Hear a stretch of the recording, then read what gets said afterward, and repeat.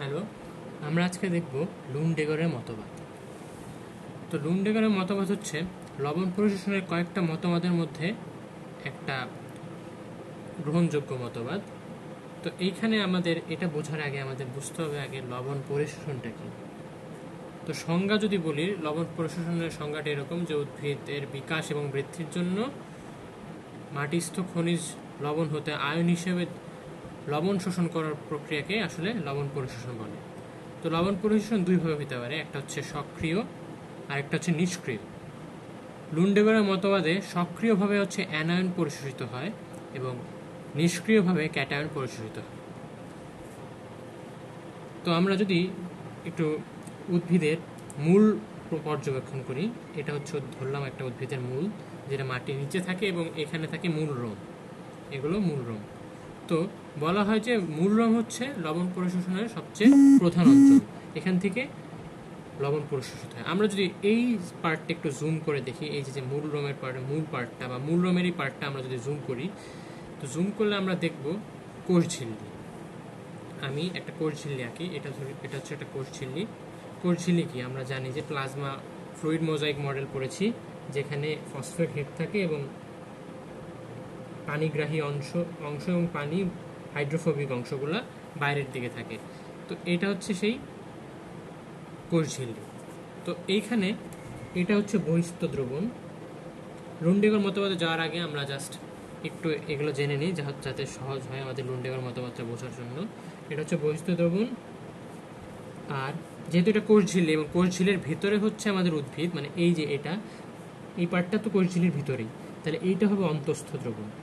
মানে অন্তঃস্থ জায়গাটাকে আমরা অন্তঃস্থ দ্রবণ বলতেছি, এখানে বিভিন্ন দ্রবণ থাকে। তাই আরেকটু এঁকে নিই, এটা আরও একটা ফসফেট হেড দিয়ে নিই। ওকে, এই তো লুন্ডেগর মতবাদের আমি আগে মেইন কথাগুলো একটু বলে নিই, তারপর আমি বিস্তারিত যাব। মেইন কথা হচ্ছে অ্যানায়ন বাইরের দিক থেকে ভিতরের দিকে যাবে। কেন যাবে এটা আমরা জানবো, তাও বলে রাখি। ইলেকট্রন বাইরের দিকে যায় এবং অ্যানায়ন ভিতরের দিকে যায়। তো অ্যানায়ন ভিতরের দিকে যাবে, এভাবে এভাবে এভাবে যাবে। আর ইলেকট্রন বাইরে থেকে ভিতরের দিকে, ভিতর থেকে বাইরের দিকে যাবে। ওকে, এবং আরেকটা জিনিস, সেটা হচ্ছে ক্যাটায়ন। ক্যাটায়ন বাইরে থেকে ভিতর দিকে নিষ্ক্রিয়ভাবে যাবে। নিষ্ক্রিয়ভাবে ক্যাটায়ন বাইরের থেকে ভিতরের দিকে যাবে। এবার চলে আসি বিস্তারিত। অবশ্যই এর কারণ আছে, কেন এভাবে যাচ্ছে অবশ্যই এর কারণ আছে, এগুলো মুখস্থ করার কিছু না। তো আমি আবার এটাকে আঁকি, এটা হচ্ছে আমাদের কোষঝিল্লি। আমি এটাকে আবার আঁকতেছি। কোষঝিল্লির তিনটা স্থান আছে, তিনটা স্থানে ভাগ করা হয়েছে তিনটা ক্যারিয়ারের উপর ভিত্তি করে। ক্যারিয়ারগুলোর নাম হচ্ছে সাইটোক্রোম ক্যারিয়ার। সাইটোক্রোম ক্যারিয়ার কি? এর একটা ধরনের প্রোটিন। এই প্রোটিনগুলো ইলেকট্রন ক্যারি করে, ইলেকট্রন এবং অ্যানায়ন ক্যারি করতে পারে, তাই এদের ক্যারিয়ার বলতেছি। এবং এদের অবস্থানগুলো আমরা যদি বলি, অবস্থানগুলো এখানে যে ক্যারিয়ারটা থাকে সেটার নাম হচ্ছে সাইটোক্রোম বি। এখানে থেকে সাইটোক্রোম এ এবং এখানে থেকে সাইটোক্রোম সি। আর একটু ভালো করে আমি আঁকবো। আচ্ছা, আমি পরে পেজে যাই, কারণ এটা একটু বোঝার জন্য একটু বড় জায়গা লাগবে।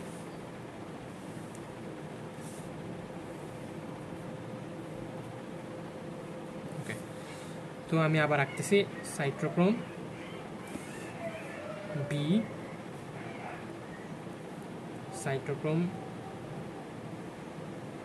সি এবং সাইটোক্রোম এ।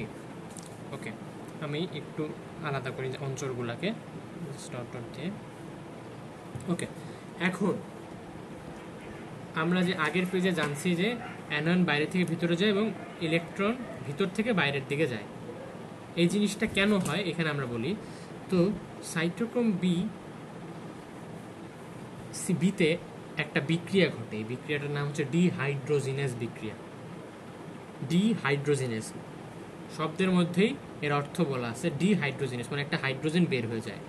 তো এখানে একটা বিক্রিয়া হয় যার নাম হচ্ছে ডিহাইড্রোজিনেস। এই বিক্রিয়ায় একটা হাইড্রোজেন প্লাস বের হয় এবং একটা ইলেকট্রন বের হয়। ঠিক আছে, ইলেকট্রনটা আমি এইদিকে না দিয়ে এইদিকে দিই, সুবিধা হবে। ইলেকট্রন বের হয়। এখন সাইটোক্রোম বিতে আয়রন আছে, আয়রন নামে একটা পদার্থ আছে, এবং আয়রনটা মোটামুটি 3+ আকারে থাকে এবং 2+ আকারও থাকে। আমরা দেখব কিভাবে আসলে হয়। তো 3+ আকারের আয়রনটাকে আমরা বলি জারিত আয়রন, অর্থাৎ এ আর ইলেকট্রন ত্যাগ করতে পারবে না, সর্বোচ্চ ত্যাগ করে ফেলছে। এখন ও যা করতে পারে সেটা হচ্ছে একটা ইলেকট্রন গ্রহণ করতে পারে।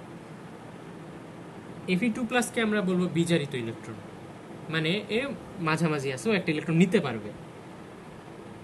বিজারিত অর্থাৎ একটা বিজারক, ইলেকট্রন ত্যাগ করতে পারবে। বিজারক কি করে? জারক কি করে? জারক করে ইলেকট্রন গ্রহণ এবং বিজারক করে ইলেকট্রন ত্যাগ।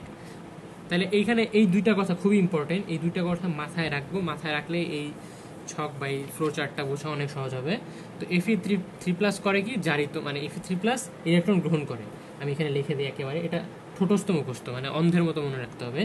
ইলেকট্রন গ্রহণ করে, Fe2+ ইলেকট্রন ত্যাগ। ওকে, তাহলে এইখানে যে ইলেকট্রনটা আছে এটা গ্রহণ করবে কে? Fe3+। এই ইলেকট্রনটা গ্রহণ করলে কি হবে? Fe3+ যদি একটা ইলেকট্রন গ্রহণ করে তাহলে ওর পজিটিভ চার্জটা কমে যাবে। পজিটিভ চার্জ যদি কমে যায় তাহলে Fe2+ রূপান্তরিত হবে। এখন Fe2+ করে কি? Fe2+ আবার Fe3+ পরিণত হয় একটা ইলেকট্রন বের করে দিয়ে। আমি বলছি Fe2+ ইলেকট্রন ত্যাগ করো সর্বদা। তো ইলেকট্রন ত্যাগ করে Fe2+ বের হয়ে যায়। ইলেকট্রন ত্যাগ। এখন এই ইলেকট্রনটা কে গ্রহণ করবে? আবার বলতেছি, Fe3+ সবসময় ইলেকট্রন গ্রহণ করে। তো Fe3+ যখন ইলেকট্রন গ্রহণ করলো তো ও হয়ে যাবে কি? Fe2+। এখন Fe2+ আবার কি? ইলেকট্রনটা ছেড়ে দেয়। এই ইলেকট্রনটা ত্যাগ হয়ে সাইটোক্রোম এতে চলে আসে। ইলেকট্রন ত্যাগ এতে চলে আসলে আমি দেখালাম এখানে Fe3+, এই নিচে লিখলাম, এর একটা কারণ আছে, পরে দেখাবো। Fe3+ ওই ইলেকট্রনটা গ্রহণ করবে এবং গ্রহণ করে কি হবে? গ্রহণ করে সে হয়ে যাবে Fe2+। Fe2+ হওয়ার পরে ওই ইলেকট্রনটা ত্যাগ করবে এবং এই ইলেকট্রনটা ত্যাগ হয়ে চলে যাবে বাইরের দিকে। ইলেকট্রন ত্যাগ শেষ, ইলেকট্রন বাইরে চলে আসছে। কিন্তু আমাদের কথা ছিল অ্যানোয়ন ভিতরে আসবে। এখন এই যে প্লাজমা মেমব্রেন, এখানে পজিটিভ নেগেটিভের একটা ব্যালেন্স থাকা দরকার। এখানে ইলেকট্রন চলে গেলে মানে কি এটা কি পজিটিভ হয়ে যাবে? এরকম না। তো ইলেকট্রন যেহেতু চলে গেছে, এইখান থেকে একটা অ্যানায়ন চলে আসবে। অ্যানায়ন নেগেটিভ, এটাও কিন্তু নেগেটিভ, এটাও নেগেটিভ। তো এটা হবে কি? এই অ্যানায়নটা গ্রহণ করবে কে? এইখানে মনে রাখতে হবে, এখানে যে প্রসেসটা হয়েছে এই প্রসেস অনুযায়ী অ্যানায়নটা ভিতরের দিকে যাবে। তো ধরলাম অ্যানায়ন গ্রহণ করলো হচ্ছে Fe3+। ও কয়টা অ্যানায়ন গ্রহণ করতে পারবে? এখানে দেখো বাইরে তো অসংখ্য অ্যানায়ন আছে। তো এখানে Fe3+ যেহেতু ও 3টা অ্যানায়ন নিতে পারবে। আমরা জানি ফেরিক ক্লোরাইড হয়, Cl 3টা নেয়, এরকম একটা লবণ হবে 3 অ্যানায়নের। এইখানে আবার কি হবে? এখানে 2 অ্যানায়ন হয়ে যাবে, মানে যতগুলো প্লাস ততগুলো অ্যানায়ন।